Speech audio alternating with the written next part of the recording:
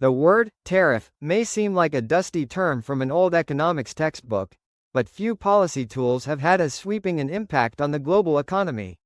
When we look at the infamous Smoot-Hawley Tariff Act of 1930 and compare it to the trade wars of the 21st century, particularly the US-China conflict, a troubling narrative unfolds. Despite the nearly 100-year gap, the parallels between the two eras are both striking and instructive. History, it seems, is not just repeating itself, it's warning us. In 1930, at the onset of the Great Depression, U.S. Congress passed the Smoot-Hawley Tariff Act, raising duties on more than 20,000 imported goods. The goal? Protect American jobs and industries from foreign competition in a moment of deep economic uncertainty. Instead, it sparked a retaliatory wave from other countries, choked international trade, and deepened the global downturn. Global trade contracted by more than 50% within a few years. American agricultural exports dropped sharply. Industries that depended on global markets suffered even more. Countries turned inward, embracing nationalism and economic isolation, worsening an already fragile world economy. Many economists today view the Smoot-Hawley Act not as the sole cause of the Great Depression, but as a major accelerant. It didn't trigger the crash of 1929, but it helped ensure that the economic pain would be more prolonged and more severe. Fast forward to the late 2010s. President Donald Trump launched a series of tariffs targeting hundreds of billions of dollars worth of Chinese goods, aiming to reduce the U.S. trade deficit and curb what his administration viewed as unfair Chinese trade practices. China retaliated with tariffs of its own. The global economy, already strained by shifting power dynamics and lingering post-2008 recovery challenges, began to wobble. Just like in the 1930s, the rationale was economic nationalism. The Trump administration aimed to bring manufacturing back to the U.S., protect domestic jobs, and reduce dependency on foreign supply chains. And just like in the 1930s, the fallout quickly rippled outward. American farmers were hit hard. U.S. companies faced increased costs for materials and products sourced from China.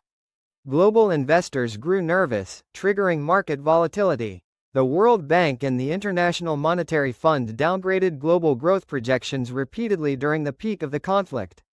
Supply chains, now far more complex and interdependent than they were in 1930, began to strain under the pressure.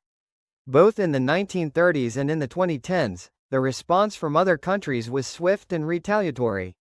In the case of Smoot-Hawley, dozens of countries imposed tariffs on American goods, exacerbating the drop in global trade. In the modern era, the U.S. faced direct retaliatory tariffs from China, while other allies, such as the European Union, also threatened trade countermeasures. The result was not just economic friction but political tension. Diplomatic relationships strained, multilateral institutions struggled to maintain cooperation. In both eras, isolationist policies triggered a broader retreat from international collaboration. While the parallels are strong, the differences matter too. In the 1930s, the global economy was significantly less integrated. Today, multinational supply chains define the production of everything from smartphones to pharmaceuticals. Tariffs in the 21st century disrupt not just end-user markets but the entire process of global manufacturing. In the case of the US-China trade war, the consequences weren't limited to the two economic giants. Countries across Asia, Europe, and the Americas saw shifts in trade routes, investment patterns, and strategic alignments. Even small economies felt the aftershocks. Another distinction lies in the digital economy.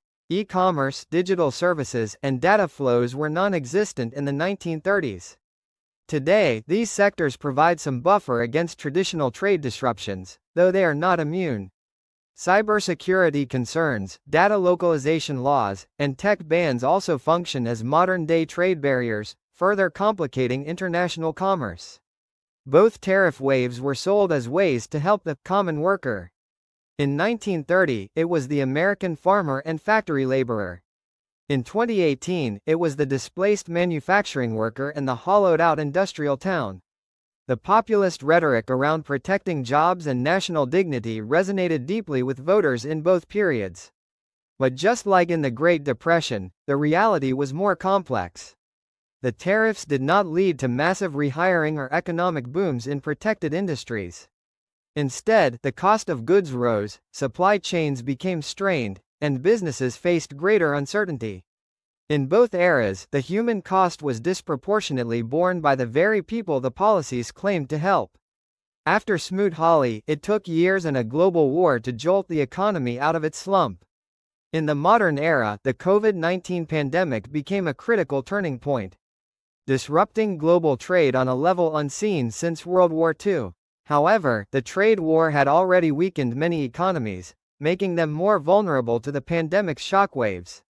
Inflation, rising costs, labor shortages, and supply chain chaos became the hallmarks of the post-2020 economic landscape. Though the Biden administration has taken a more diplomatic approach, many tariffs remain in place. And the broader decoupling between the US and China continues. The Smoot-Hawley Tariff Act taught a painful lesson. When economies turn inward during times of crisis, the result is rarely prosperity. Protectionism may offer short-term relief or political gains, but it often leads to long-term economic pain. The echoes of that era can still be heard in the halls of policy debates today. What's different now is our capacity for coordination. Institutions like the World Trade Organization, G7, and G20 exist to mediate and manage disputes. But their effectiveness depends on the willingness of nations to cooperate, a trait that has wavered in recent years. History never repeats itself in exactly the same way, but it rhymes. The story of tariffs, from Smoot-Hawley to the modern trade wars, reminds us that economic policy doesn't operate in a vacuum. It is deeply interwoven with politics, social sentiment, and the unpredictable reactions of other nations. In a world that is more connected than ever before, the lessons of the past matter. As new challenges like climate change, AI-driven economies, and geopolitical instability arise, policymakers would do well to remember the long shadows cast by past tariff wars. Because while protectionism may seem like a fortress, it often becomes a prison of our own making.